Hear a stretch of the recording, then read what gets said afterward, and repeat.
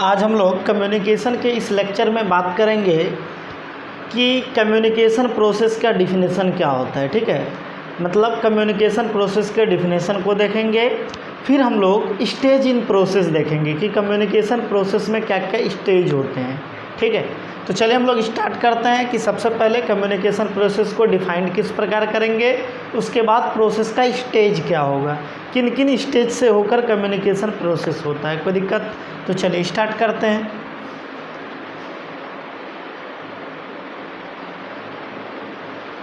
तो सबसे पहले है आपका डिफिनेशन ऑफ कम्युनिकेशन प्रोसेस। तो देखिए कम्युनिकेशन प्रोसेस का क्या डिफिनेशन होता है।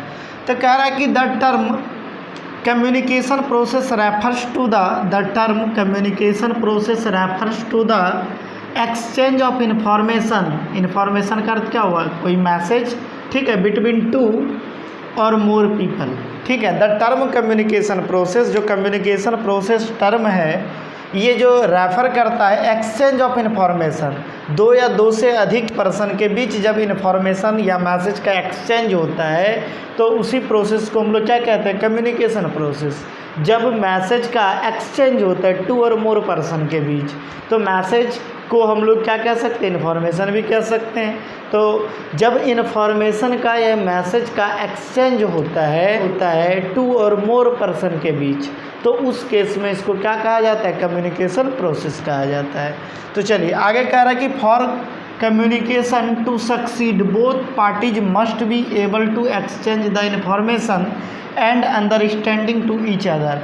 कह रहा है कि फॉर कम्युनिकेशन के लिए टू सक्सीड, कम्युनिकेशन को सक्सेस होने के लिए बोथ पार्टीज़, इस लाइन का अर्थ समझिएगा। बोथ पार्टीज़ मतलब बोथ पार्टी किसके लिए हुआ? सेंडर और रिसीवर के लिए। तो दोनों एबल होना चाहिए।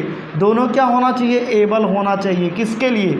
इन्फॉर्मेशन या मैसेज को एक्सचेंज करने के लिए। अगर कोई एक पार्टी एब्सेंट होता है तो कम्युनिकेशन फेल कर जाएगा। ठीक है, तो बोथ पार्टीज का यहाँ पे अर्थ क्या हुआ? सेंडर और रिसीवर। जो मैसेज देने वाला होता है उसको सेंडर कहते हैं, जो मैसेज को गेन करता है उसको क्या कहते हैं? रिसीवर कहते हैं। ब्रीफ में हम लोग सेंडर रिसीवर के भी बारे में बात किए हैं पिछले लेक्चर में। ठीक है, तो ये बात कह रहा है कि for communication to succeed, communication को सक्सीड होने के लिए both parties must be able, दोनों पार्टी एबल होना चाहिए। किसके लिए? Exchange the information and understanding to each other, एक दूसरे को समझने के लिए या एक दूसरे को समझना चाहिए और इन्फॉर्मेशन को एक्सचेंज करने के लिए वो एबल होना चाहिए। सपोज़ आप 2 क्लास के बच्चे को कम्युनिकेशन स्किल पढ़ाइएगा या 3 क्लास या 4th स्टैंडर्ड को, ठीक है, तो क्या वो मैसेज को एक्सचेंज करने के लिए एबल है? नहीं है। मान लीजिए इंटीग्रेशन पढ़ाया जाए 5 क्लास के बच्चे को, क्या वो एबल है उस इन्फॉर्मेशन को लेने के लिए? तो क्या वहाँ पे कम्युनिकेशन होगा? नहीं होगा, कम्युनिकेशन फेल कर जाएगा। तो दोनों पार्टी एबल होना चाहिए और दोनों में अंडरस्टैंडिंग होना चाहिए। ठीक है, तभी मैसेज जो जा रहा है वो मैसेज सक्सीड करेगा, कम्युनिकेशन सक्सीड करेगा, मैसेज पास करेगा। कोई दिक्कत? तो चलिए इस लाइन में क्लियर है। For communication to succeed both party must be able to exchange the information and understanding to each other. चलिए इसके बाद अगला लाइन कह रहा है आपको,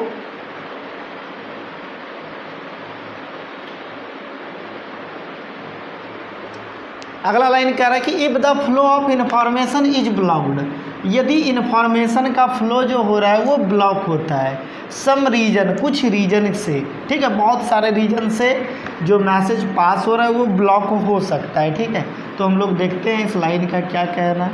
तो कह रहा है कि if the flow of information is blocked for some reason, ठीक है, if the flow of information is blocked for some reason और the parties cannot make themselves understood then communication fails। इस लाइन का अर्थ समझिए। द फ्लो ऑफ इन्फॉर्मेशन, जो information का flow हो रहा है, इज ब्लॉक्ड, ब्लॉक होता है फॉर सम रीजन, किसी भी रीजन से यदि इन्फॉर्मेशन का फ्लो ब्लॉक हो जाता है, the parties can not make themselves, यदि वो पार्टी एक दूसरे को नहीं समझ सकते हैं तो उस केस में भी कम्युनिकेशन क्या कर जाएगा? फेल कर जाएगा। ठीक है, सही बात है। यदि इन्फॉर्मेशन आप यहाँ पे पढ़ा रहे हैं, अभी लाइट कट जाए तो क्या हुआ? इन्फॉर्मेशन का फ्लो जो हो रहा था ब्लॉक हो गया। हुआ कि नहीं हुआ? तो क्या यहाँ पे कम्युनिकेशन प्रोसेस होगा? नहीं होगा। तो वही कह रहा है कि यदि किसी रीजन से मैसेज का फ्लो ब्लॉक होता है या पार्टी एक दूसरे को नहीं समझ सकता, पार्टी मतलब यहाँ पे सेंडर रिसीवर समझना है, यदि सेंडर और रिसीवर एक दूसरे को नहीं समझ सकता है तो कम्युनिकेशन फेल कर जाएगा। आप नए आदमी से मिलने जाते हैं, क्या कम्युनिकेशन बेटर होता है? कम्युनिकेशन बोल्ड होता है? नहीं होता है। ठीक है, क्यों? क्योंकि एक दूसरे को आप नहीं समझ रहे हैं। यही उस आदमी के साथ 2 घंटा 4 घंटा 10 घंटा अगर टाइम एक्सपेंड कर लेते हैं आप, तो उसके साथ फिर धीरे धीरे कम्युनिकेशन क्या हो जाता है? बेटर हो जाता है। लेकिन कोई एक नया आदमी से अचानक आप मिले और उसके साथ बातचीत करें तो क्या बातचीत करना के ही प्रक्रिया को तो कम्युनिकेशन कहते हैं। तो क्या उस केस में कम्युनिकेशन का जो फ्लो हो रहा है क्या वो बेटर तरीक़ा से हो रहा है? नहीं हो रहा है। लेकिन जब आप एक दूसरे को समझ लेते हैं, ठीक है, तो फिर क्या हो जाता है? कम्युनिकेशन बेटर हो जाता है या बोल्डली कम्युनिकेशन होता है। तो वही बात यहाँ पे कहना है कि if the flow of information is blocked, यदि इन्फॉर्मेशन का फ्लो जो होता है ब्लॉक होता है फॉर सम रीजन, किसी रीजन से, तो the parties can not make themselves understood, यदि एक दूसरे को नहीं समझ सकते हैं तो उस केस में भी कम्युनिकेशन क्या हो जाएगा? फेल कर जाएगा। कोई दिक्कत? चलिए आगे बात करेंगे stage in communication process. Stage in communication process. अब कम्युनिकेशन प्रोसेस के क्या क्या स्टेज हैं, उन स्टेज को ब्रीफ में समझेंगे। चलिए अब बात करेंगे हम लोग stage in communication process. Communication process के क्या क्या स्टेज होते हैं, बहुत इंपॉर्टेंट है। तो सबसे पहला स्टेज इसका होता है कॉन्टेक्स्ट। तो देखिए कॉन्टेक्स्ट में क्या कह रहा है कि the context must be defined to explain the objective of interaction. For example a professional message calls for a professional environment.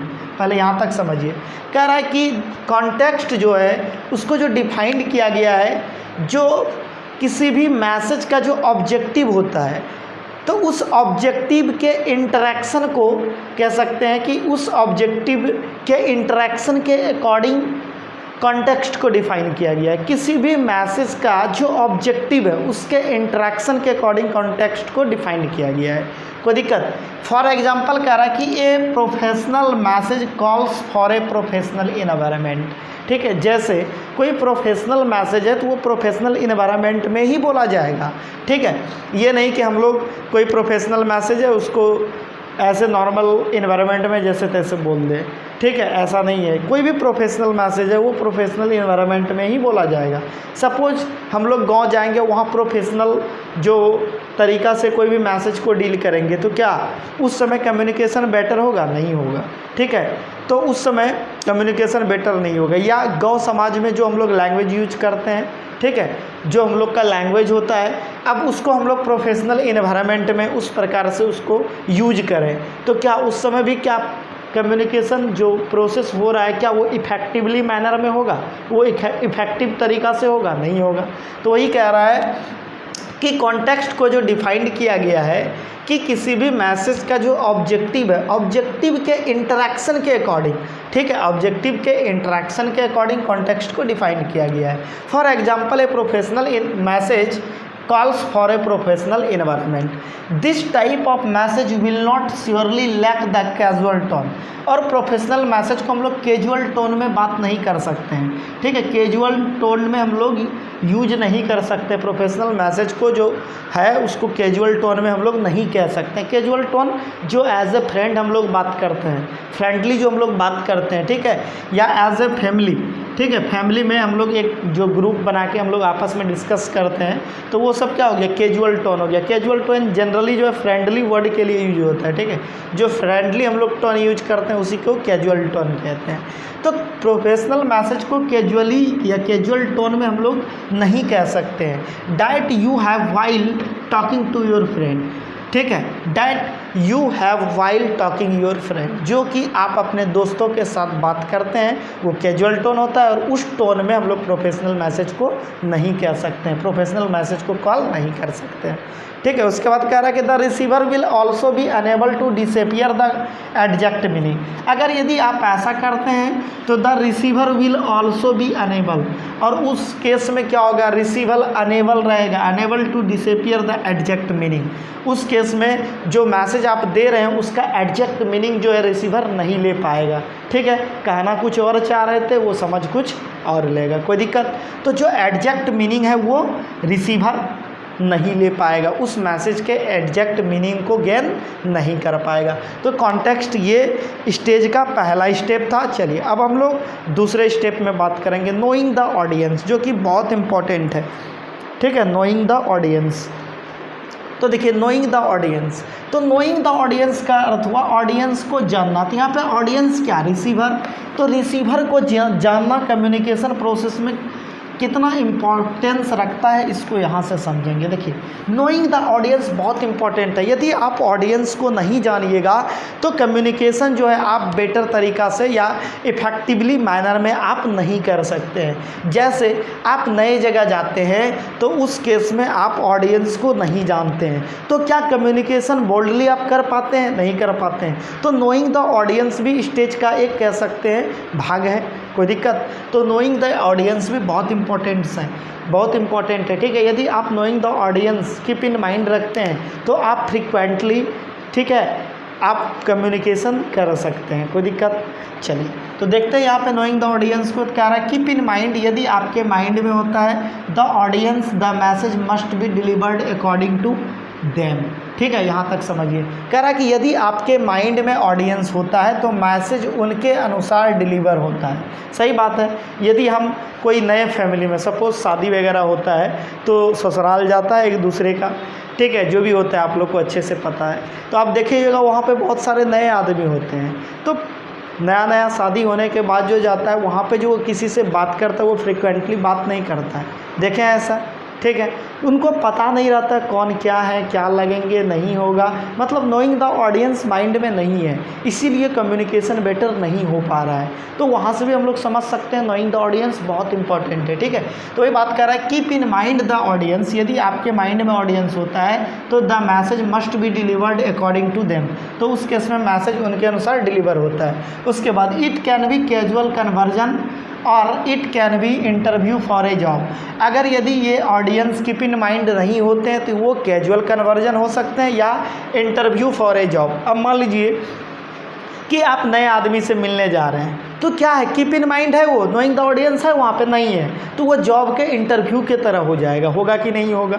अब बिल्कुल नए आदमी से आप मिलने जाते हैं या सपोज, ठीक है, आप कहीं गए या कोई आपको बोला कि आप इस आदमी से मिल लीजिएगा, अब आपके लिए वो बिल्कुल नया आदमी है, ठीक है, तो आप जो जाते हैं वो जॉब के इंटरव्यू के तरह हो जाता है। क्यों? क्योंकि द नोइंग द ऑडियंस है ही नहीं वहाँ पे। अगर नोइंग द ऑडियंस रहता तो कैजुअल कन्वर्जन के तरह बातचीत होता। वही बात यहाँ पे कहना चाह रहा है कि it can be casual conversion, या कैजुअल कन्वर्जन हो सकता है, या ठीक है it can be interview for a job. यदि आप नोइंग द ऑडियंस है आपके माइंड में तो वो कैजुअल कन्वर्जन हो जाएगा, यदि नोइंग द ऑडियंस नहीं है तो वो इंटरव्यू फॉर ए जॉब हो जाएगा, कोई दिक्कत। उसके बाद कह रहा है कि whether it is a face to face interaction important to knowing the audience, ठीक है, important to knowing the audience. जब भी आप फेस टू फेस, जहाँ भी फेस टू फेस कम्युनिकेशन होता है, फेस टू फेस इंटरेक्शन होता है, सपोज क्लासरूम में टीचर और स्टूडेंट के बीच क्या होता है, फेस टू फेस इंटरेक्शन होता है, तो उस केस में नोइंग द ऑडियंस बहुत इंपॉर्टेंट है। अगर नोइंग द ऑडियंस नहीं है तो कम्युनिकेशन बेटर नहीं हो पाएगा। वही बात कह रहा है कि whether it is a face to face interaction, जहाँ भी फेस टू फेस इंटरेक्शन होगा वहाँ पे क्या important to knowing the audience, बहुत इंपॉर्टेंट है नोइंग द ऑडियंस, ऑडियंस को जानना बहुत इंपॉर्टेंट है, ठीक है। तो उस केस में यदि आप नोइंग, जहाँ पे फेस टू फेस कम्युनिकेशन हो रहा है, यदि नोइंग द ऑडियंस नहीं है तो बेटर तरीक़ा से इफेक्टिवली मैनर में कम्युनिकेशन कभी नहीं होगा। चलिए आगे कह रहा है कि the sender knows the audience then sender create a message according to them. यदि सेंडर ऑडियंस को जान लेता है तो मैसेज उनके अकॉर्डिंग बनाता है। तो हम लोग को पता है सेंडर मैसेज को क्या करता है, मॉडिफाई करता है, फिर क्या करता है, फिर मैसेज को, जो हम लोग को पता है सेंडर क्या करता है, मैसेज को मॉडिफाई करता है, किसके अनुसार, रिसीवर के अकॉर्डिंग, जानते हैं हम लोग। तो उसी पे हम कह सकते हैं कि यदि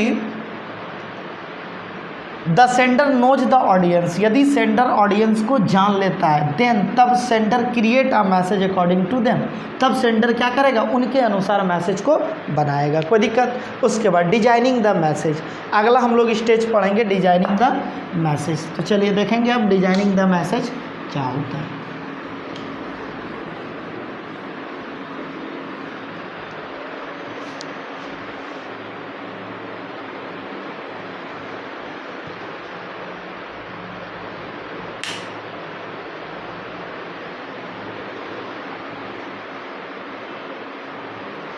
तो देखिए डिजाइनिंग द मैसेज में कह रहा है कि the communication starts with the information of a message. Communication जो स्टार्ट होता है मैसेज के फॉर्मेशन से होता है। जब तक मैसेज नहीं होगा, मैसेज का फॉर्मेशन नहीं होगा तो कम्युनिकेशन स्टार्ट नहीं होगा।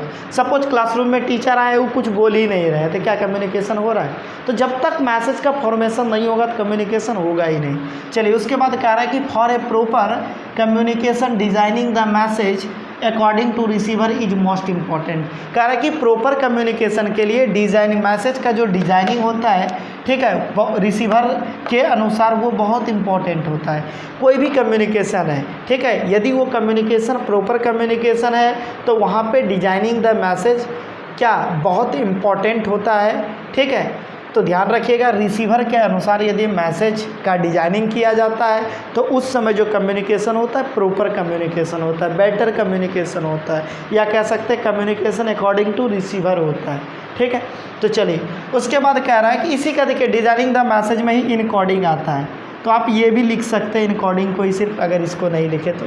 चलिए कह रहा है कि encoding is most important for effective communication. Effective communication के लिए इनकोडिंग क्या होता है, बहुत इंपॉर्टेंट होता है। It transform the information into logical and coded message. Cause of encoding message can be delivered very effectively. तो देखिए कि इनकोडिंग क्या होता है। इनकोडिंग मतलब मैसेज को सजाना। तो जब हम लोग मैसेज में कोडेड वर्ड हो गया, लॉजिकल वर्ड हो गया, पिक्चर हो गया, ठीक है, इमेज जिसको बोलते हैं, ये सब हो गया, इसके थ्रू यदि आप मैसेज को बनाते हैं तो क्या होगा, मैसेज जो डिलीवर्ड होगा इफ़ेक्टिवली मैनर में डिलीवर्ड होगा। कोई दिक्कत यहाँ तक में? तो अब देखिए इनकोडिंग का भी 2 स्टेज होता है, ठीक है। तो इनकोडिंग का भी स्टेज होता है, ए बी करके हम यहाँ पे लिखे हुए हैं। तो देखिए इनकोडिंग के लिए सिलेक्शन ऑफ प्रॉपर लैंग्वेज। जब भी इनकोडिंग करते हैं इन्हीं 2 बातों पे हम लोग ध्यान रखते हैं। तो यहाँ से समझिए इन बातों को। तो पहला कह रहा है कि इनकोडिंग करने के लिए selecting of proper language. Proper language का सिलेक्शन करते हैं हम लोग। जब भी मैसेज का इनकोडिंग करेंगे तो मैसेज का इनकोडिंग कौन करता है, सेंडर करता है। तो सेंडर जब भी इनकोडिंग करेगा तो क्या करेगा, लैंग्वेज, सबसे पहले लैंग्वेज प्रॉपर होगा। मतलब इसका अर्थ ये हुआ कि जो लैंग्वेज रिसीवर को आना चाहिए वही लैंग्वेज सेंडर को यूज करना चाहिए।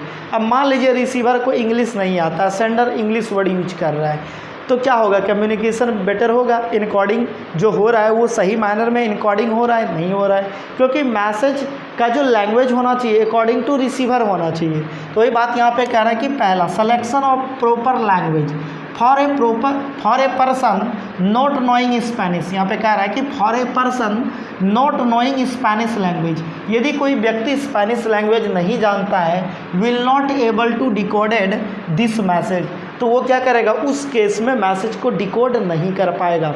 अब अभी बोले आपको यदि रिसीवर इंग्लिश नहीं जान रहा है, सेंडर इंग्लिश में बात कर रहा है या इंग्लिश में मैसेज को दे रहा है, तो रिसीवर उसको डिकोड कर पाएगा, उसको तोड़ के एक्चुअल मीनिंग निकाल पाएगा कि सेंडर क्या कहना चाह रहा है, तो नहीं निकाल पाएगा। वही बात यहाँ पे कह रहा है कि for a person not knowing Spanish language, यदि एक व्यक्ति स्पेनिश लैंग्वेज नहीं जानता है, will not able to decoded this message, उस मैसेज को डिकोड करने के लिए एबल नहीं होगा।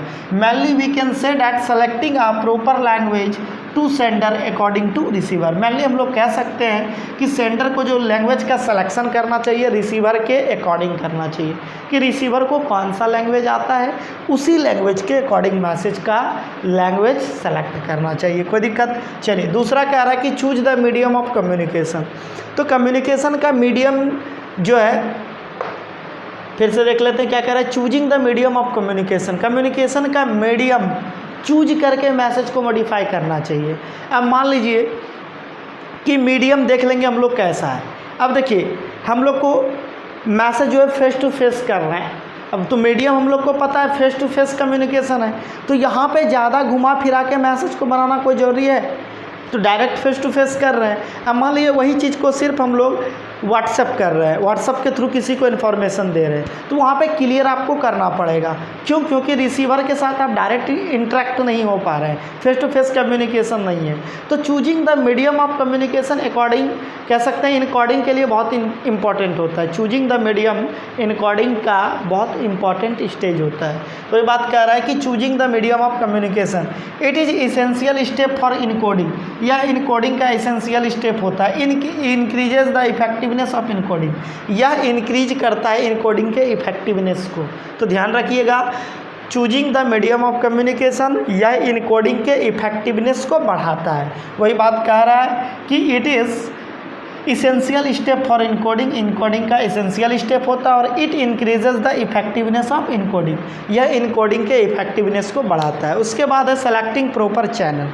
चलिए अब अगला हम लोग बात करेंगे, अगला जो स्टेज है stage in process selecting proper channel.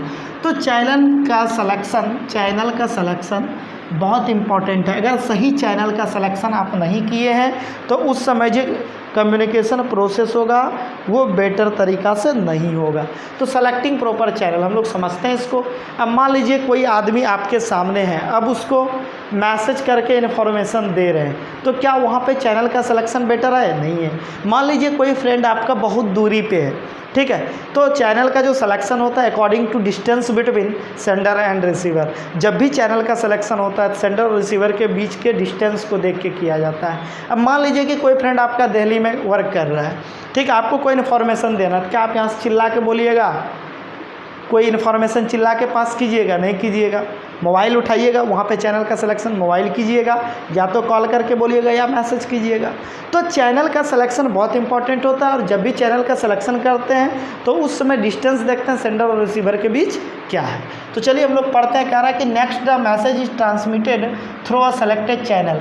उसके बाद जो प्रोसेस में होता है कि मैसेज को ट्रांसमिट जो किया जाता है थ्रू अ सेलेक्टेड चैनल, एक चैनल का सिलेक्शन किया जाता है और उसी चैनल के द्वारा मैसेज को ट्रांसमिट किया जाता है, मैसेज को दिया जाता है according to the distance between sender and receiver.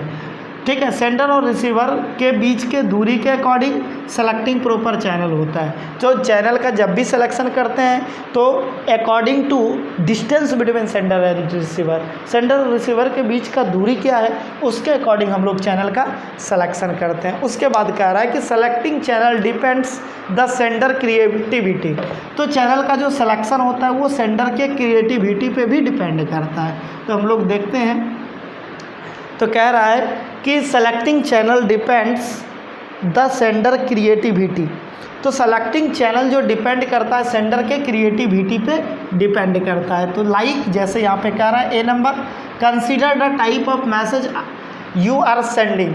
ठीक है, आप किस प्रकार के मैसेज को, मतलब सेंडर किस प्रकार के मैसेज को सेंड कर रहा है उसके अकॉर्डिंग भी चैनल का सिलेक्शन किया जाता है। एक तो हम बताइए सेंडर और रिसीवर के बीच के डिस्टेंस के अकॉर्डिंग चैनल का सिलेक्शन होता है, और दूसरा क्या बोले कि द टाइप ऑफ मैसेज, किस प्रकार के मैसेज को आप सेंड कर रहे हैं उसके अकॉर्डिंग भी चैनल का सिलेक्शन होता है। सपोज अभी हम बोले उसके बीच के दूरी के अकॉर्डिंग, अब मान लीजिए सेंडर और रिसीवर काफ़ी क्लोज है, ठीक है, अब कोई उसको कह सकते हैं कि बहुत इंपॉर्टेंट मैसेज सिर्फ उसको सेंड करना है, तो चिल्ला के बोलेगा तो आसपास भी सुन लेगा, ठीक है, तो क्या होगा, उसको धीरे से बोलना पड़ेगा, ठीक है। तो यहाँ पे कह सकते हैं कि मैसेज के टाइप पे भी चैनल का सिलेक्शन डिपेंड करता है। तो consider the type of message you are sending, मतलब किस प्रकार के मैसेज को सेंड कर रहे हैं उसके अकॉर्डिंग भी चैनल का सिलेक्शन होता है। दूसरा, reflect on your work place value, work place value के रिफ्लेक्शन के अकॉर्डिंग भी मैं कह सकते हैं कि चैनल का सिलेक्शन होता है। वही बात कह रहा है कि reflect on your work place value around messaging and delivery methods, इसके अकॉर्डिंग भी कह सकते हैं कि चैनल का सिलेक्शन होता है कि वर्क प्लेस का वैल्यू क्या है। अब मान लीजिए प्रोफेशनल जगह आप बैठे हैं, वहाँ पे चिल्ला के कोई मैसेज तो नहीं आप दे सकते हैं, ठीक है, तो वो डिपेंड करता है वर्क प्लेस वैल्यू पे भी, वर्क प्लेस वैल्यू के अकॉर्डिंग भी चैनल का सिलेक्शन होता है। फिर कह रहा है कि for that will best reach your audience, या ये भी सोचते हैं किस प्रकार से ऑडियंस के पास अच्छे तरीके से पहुँचे। ठीक है, इसके अकॉर्डिंग भी हम लोग चैनल का सिलेक्शन करते हैं। सपोज इसका एक अच्छा एग्जांपल हम लोग बोल सकते हैं, जैसे कोई नेता स्पीच दे रहा होता है तो उस केस में वो क्या करता है, लाउड स्पीकर का यूज करता है, साउंड सेटअप का यूज करता है, साउंड सिस्टम का यूज करता है, ताकि ऑडियंस के पास जो है अच्छी तरीक़ा से मैसेज पहुँचे। ठीक है, तो इस पर भी चैनल डिपेंड करता है। उसके बाद है ट्रांसमिटिंग। उसके बाद अगला आपका प्रोसेस का जो स्टेज है क्या है, ट्रांसमिटिंग। जब चैनल का सिलेक्शन हो जाएगा तो क्या करेंगे, हम लोग मैसेज को ट्रांसमिट कर देंगे। तो देखिए वही बात यहाँ पे कह रहा है, ट्रांसमिटिंग कह रहा है कि transmitting is done through a selecting proper channel. जब भी ट्रांसमिट होता है तो जो चैनल आप सेलेक्ट करते हैं, जो चैनल का आप सिलेक्शन करते हैं, उसके थ्रू हम लोग क्या कर देते हैं, मैसेज को ट्रांसमिट कर देते हैं। Firstly we select the channel, सबसे पहले हम लोग चैनल का सिलेक्शन करते हैं, एंड आफ्टर दिस, इसके बाद transmit the message through this channel. ठीक है, सबसे पहले हम लोग क्या करते हैं, चैनल का सिलेक्शन करते हैं, फिर उसी चैनल के द्वारा मैसेज को ट्रांसमिट कर देते हैं। कोई दिक्कत है ट्रांसमिटिंग में, तो ध्यान रखिएगा, transmitting is done through a selecting proper channel. तो ट्रांसमिट जब भी होगा एक चैनल के थ्रू होगा, जिस चैनल का आप सिलेक्शन करते हैं उसी चैनल के थ्रू मैसेज को ट्रांसमिट करते हैं। तो फर्स्टली हम लोग क्या करते हैं, सबसे पहले चैनल का सिलेक्शन करते हैं, फिर मैसेज को ट्रांसमिट कर देते हैं। कोई दिक्कत, चलिए उसके बाद है रिसीविंग। तो रिसीविंग क्या होता है, रिसीविंग एक प्रक्रिया होता है जिसमें मैसेज रिसीव होता है रिसीवर के द्वारा। तो खैर देखते हैं रिसीविंग क्या होता है। तो देखिए रिसीविंग क्या है, रिसीविंग इज द प्रोसेस, ठीक है, who the message is received by the receiver. Receiving एक प्रक्रिया होता है जिसमें रिसीवर मैसेज को रिसीव करता है। It refers to the action और reaction of the receiver the sender get confirmed. और इस केस में क्या होता है कि रिसीवर के रिएक्शन को देख के सेंडर कन्फर्म होता है कि मैसेज सेंड हुआ या नहीं हुआ। तो रिसीविंग क्लियर है। तो receiving is the process who the message is received by the receiver. ठीक है, तो रिसीविंग एक प्रोसेस होता है जिसमें रिसीवर मैसेज को रिसीव करता है। It refers to the action और रिएक्शन, यह रेफर करता है एक्शन और रिएक्शन। किसके एक्शन और रिएक्शन, रिसीवर के एक्शन और रिएक्शन, जिससे सेंडर कंफर्म हो जाता है कि मैसेज सेंड हुआ या नहीं हुआ। कोई दिक्कत रिसीविंग में। उसके बाद है डिकोडिंग। तो देखिए डिकोडिंग क्या होता है, डिकोडिंग भी एक प्रक्रिया होता है जिसमें रिसीवर क्या करता है, मैसेज को इंटरप्रेट कर उसका एक्चुअल मीनिंग लेता है। Decoding is the process by which receiver can interpreted, decoding is the process by which receiver can interpreted the actual meaning of communication और ऑब्जेक्टिव ऑफ कम्युनिकेशन। तो डिकोडिंग एक प्रक्रिया होता है जिसमें रिसीवर क्या करता है, इंटरप्रेट करता है, मैसेज को तोड़ के एक्चुअल मीनिंग निकालता है। ठीक है, रिसीवर क्या करता है, मैसेज को तोड़कर एक्चुअल मीनिंग निकालता है और जो उस कम्युनिकेशन का ऑब्जेक्टिव रहता है उसको गेन करता है। तो देखिए यहाँ पे इसको और डिकोडिंग को समझ सकते हैं। जैसे टीचर क्लासरूम में पढ़ा रहे होते हैं तो बहुत सारे ऐसे वर्ड का यूज करते हैं, बहुत सारे ऐसे सेंटेंस का यूज करते हैं जो उस मैसेज का ऑब्जेक्टिव नहीं है। तो रिसीवर क्या करता है, सब बात को ज्ञान करता है लेकिन उसको इंटरप्रेट करके जो ऑब्जेक्टिव है सिर्फ उसी को ज्ञान करता है। तो डिकोडिंग एक प्रक्रिया होता है जिसमें रिसीवर क्या करता है, मैसेज को डिकोड करके मैसेज को तोड़ के उसका एक्चुअल मीनिंग क्या करता है, ज्ञान करता है। उसके बाद अगला आपका गिविंग फीडबैक, या लास्ट स्टेप होता है प्रोसेस का, कम्युनिकेशन प्रोसेस का सबसे लास्ट स्टेप होता है गिविंग फीडबैक। तो चलिए हम लोग देखते हैं गिविंग फीडबैक के बारे में। तो देखिए गिविंग फीडबैक क्या है, कह रहा है कि giving feedback is the last and final touch offer to the process of communication. Giving feedback जो होता है लास्ट और फाइनल टच होता है जो ऑफर करता है प्रोसेस ऑफ कम्युनिकेशन को। ठीक है, तो फीडबैक क्या करता है, कम्युनिकेशन प्रोसेस को लास्ट और फाइनल टच देने का काम करता है। ठीक है, it ensure that the receiver has received the message, और इससे हम लोग इंश्योर हो जाते हैं कि रिसीवर के पास मैसेज गया या नहीं गया। तो फीडबैक क्या होता है, जस्ट रिप्लाई। देखिए सेंडर कोई मैसेज सेंड किया, रिसीवर क्या करता है, सेंडर को कुछ रिप्लाई करता है। तो यही प्रोसेस फीडबैक कहलाता है, हम लोग डिफाइंड किए थे एलिमेंट में। ठीक है, तो खैर कोई बात नहीं है, आगे हम लोग देखते हैं यहाँ पे क्या कह रहा है, giving feedback. Giving feedback is the last and final touch offer to the process of communication. Communication process में फीडबैक जो है लास्ट और फाइनल टच देने का काम करता है, ठीक है। इट इंश्योर डैट, इससे हम लोग इंश्योर हो जाते हैं कि receiver has receive the message, कि रिसीवर मैसेज को रिसीव किया या नहीं किया।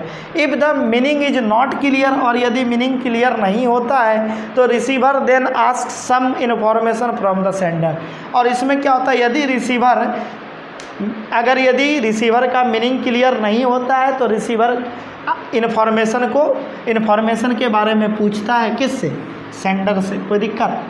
तो यहाँ पे कम्युनिकेशन प्रोसेस के जो भी स्टेज थे क्लियर हो गए, ठीक है। अगले क्लास में हम लोग बात करेंगे कम्युनिकेशन को जो क्लासिफाई किया गया है, ठीक है। कम्युनिकेशन के क्लासिफिकेशन के बारे में बात करेंगे हम लोग। अकॉर्डिंग टू कह सकते हैं कि number of person involve, according to channel, according to कह सकते हैं डायरेक्शन। टोटल 4 प्रकार से हम लोग कम्युनिकेशन को क्लासिफाई करेंगे। ब्रीफ में हम लोग बात करेंगे नेक्स्ट लेक्चर में, ठीक है। Thank you for watching. आप लोग हमारे चैनल को लाइक था, सब्सक्राइब करें और अपने दोस्तों के बीच शेयर करें। मिलते हैं नेक्स्ट लेक्चर में।